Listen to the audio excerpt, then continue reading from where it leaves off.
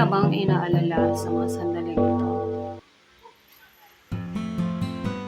Halika, sabay na muli tayong magdarasal, kapatid. Panginoon, salamat sa panibagong yugto ng buhay ko sa umagang ito.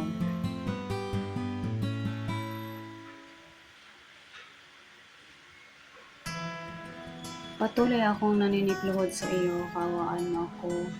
O Diyos ko, ako isang makasalanang nilalang na humihingi sa iyo ng tawad sa mga pag-iisip ko na may pagkakasala bawat araw, sa mga pananalita ko na nakapanakit ng ibang tao, sa aking mga kilos na ipinakita, sa aking kapwa na maaaring nakapag-ikay ng sama ng loob.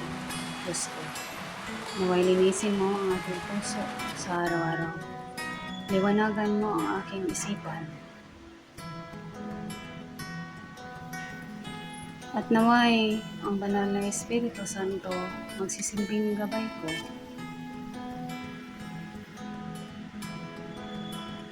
Hubugin mo ang pusong ito ayon sa iyong gusto, at naway hindi ninyo ako pababayaan, lalo-lalo na sa panahon parang ako'y susukon.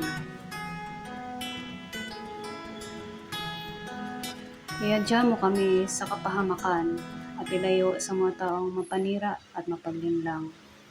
Ito ay dalangin ko sa ngalan ni Jesus na aming tagapagligtas. Amen.